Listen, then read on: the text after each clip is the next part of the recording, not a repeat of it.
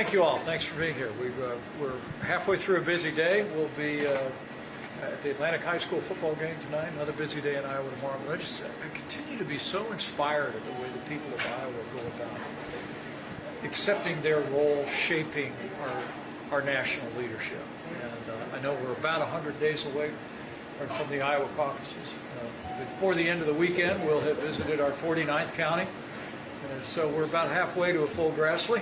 And we're going to keep carrying our message all across this state. And I couldn't be more encouraged. But I hear the concern that people have about this country, the crisis at our border, struggling economy. Just talked to a farmer that talked to me about rising energy prices, the input costs that are putting a burden on them and on their family. But again, I've been so inspired at the way the people of Iowa want to engage. They want to talk about the issues. They're thoughtful about this process. And I continue to be encouraged at the response that we've gotten here. I like to tell people I come from a state that starts in I and ends in A as well. So I feel awful at home here in Iowa and grateful for the reception. But tell me what's on your mind. Mr. Vice President, you criticized Donald Trump for not speaking out in support of Speaker McCarthy before the vote. Yeah. And now he has endorsed Jim Jordan for Speaker. What do you think of that endorsement? Do you think Jim Jordan would be a good Speaker of the House? Well, I think a great deal of Steve Scalise, Jim Jordan. There are a number of leaders in the Congress that would do an outstanding job as Speaker of the House. I want to leave it to the conference, but I still don't understand how 8 Republicans in the Congress could justify partnering with every Democrat in the House of Representatives to oust a Republican Speaker of the House. It's just I was a conservative leader in the Congress. I led a lot of fights against Republican leaders and against a Republican president back in my day in the House of Representatives, but I never could have imagined partnering with Democrats to run off a Republican Speaker. But it's happened now. I would have hoped for all the support Kevin McCarthy extended to President Trump that he had spoken out on his behalf. But what's done is done, and now I look forward to seeing those candidates step forward and getting the Congress back to focusing on the issues I'm hearing about today. I mean, honestly, talking with people here in Iowa, they're not talking to me about all the drama on Capitol Hill. They're talking to me about the crisis at our border, the wave of illegal immigration, the flow of fentanyl. They're talking to me about a struggling economy. They're talking to me about war raging in Eastern Europe. We need a Congress that's focusing on what the American people are focused on and put the drama of the past week in the past.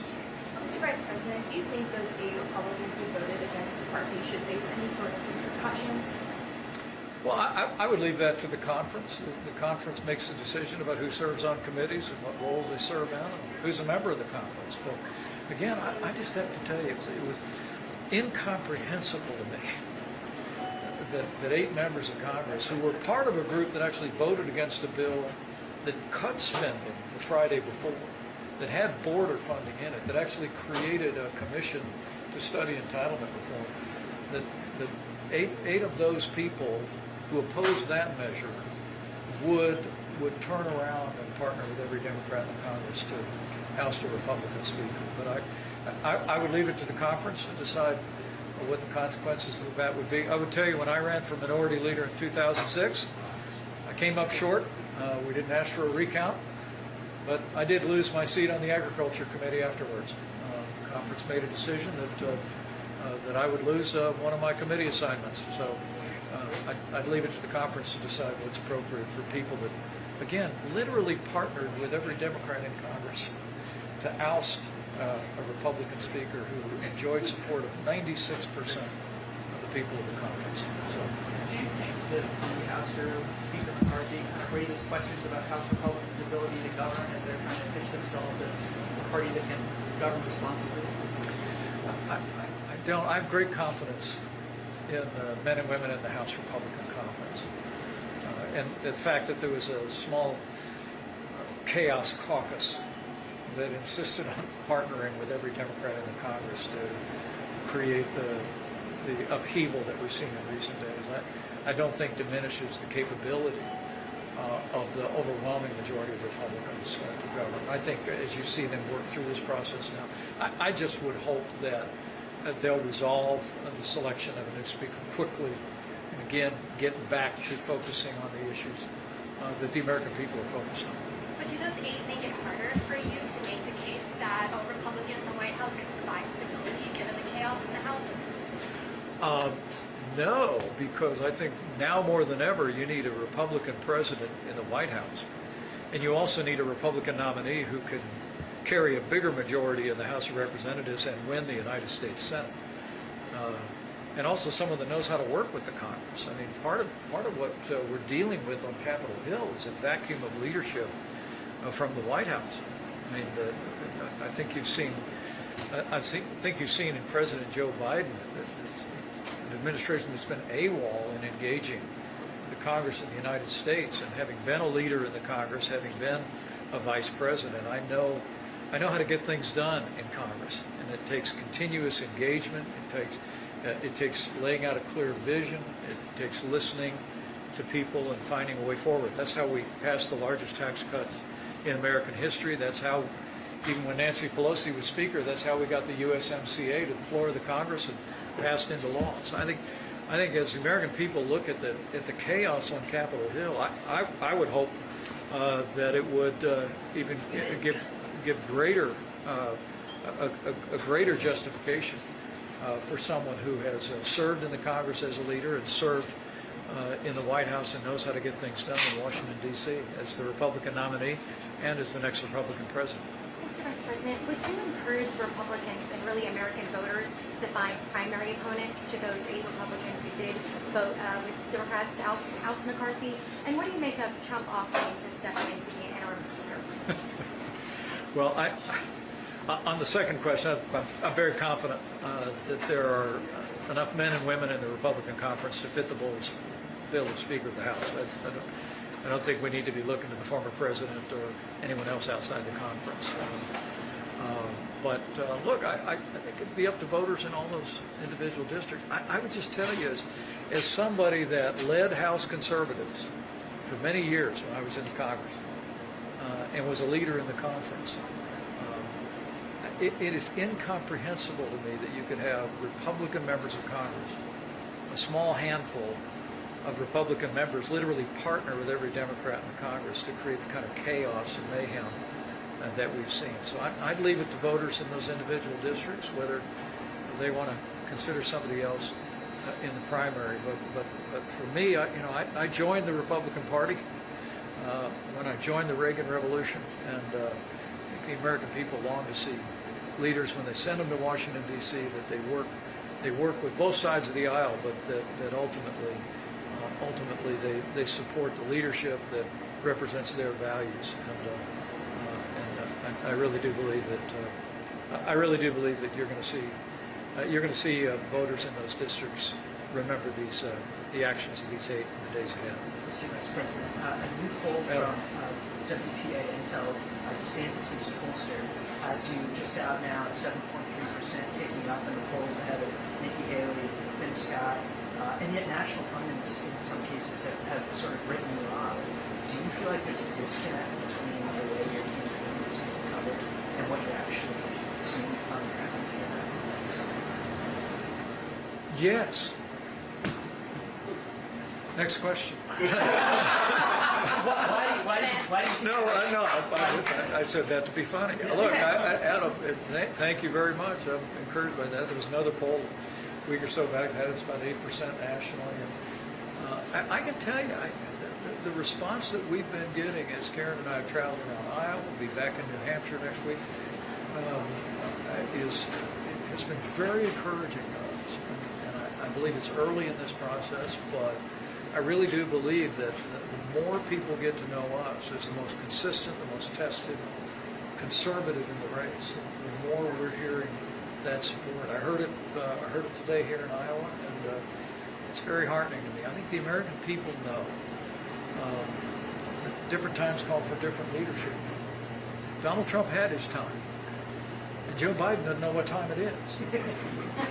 And I really do believe that the American people know we can do better. And I get more encouraged every day by the support that we're getting around the country. Mr. Vice Last President, question. One more.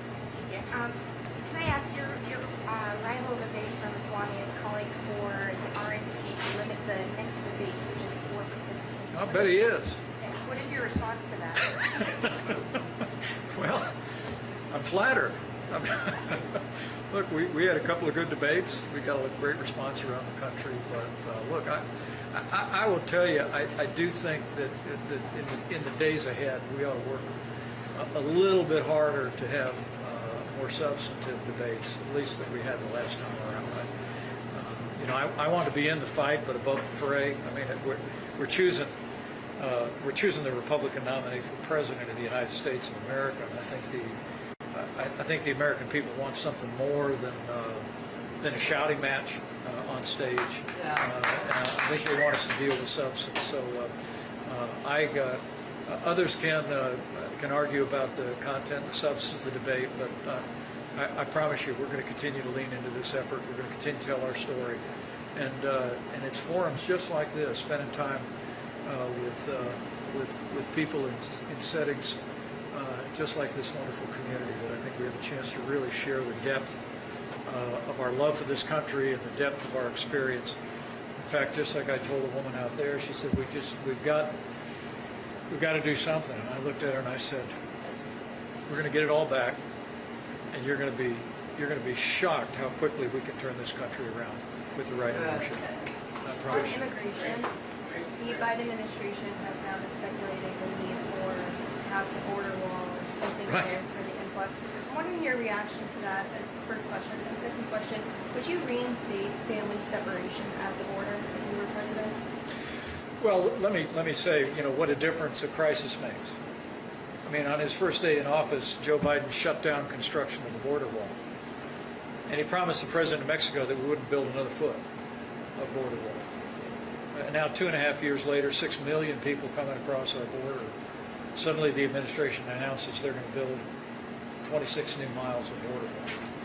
I mean, what it says to me is that even Joe Biden is now beginning to realize that we were right. That building a wall, having the Remain in Mexico policy in effect that makes people wait outside the country when they apply for asylum, using Title 42 to immediately move people out of the country, these policies combined to reduce illegal immigration and asylum abuse by 90%. And the American people have had it.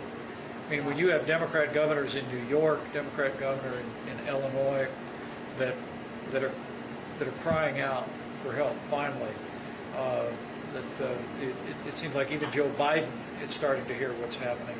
But look, it's too little too late. The American people know that the Biden administration, Democrats in Washington believe in open borders. And for my part, I was part of an administration that secured the southern border of the United States. We'll do it again and then some, in addition to putting back into effect all the policies that we had in effect and finishing the border wall, which we did not do. I'm also going to lean into an effort. I'm going to go to the Congress of the United States and get an authorization for the use of force against the Mexican cartels.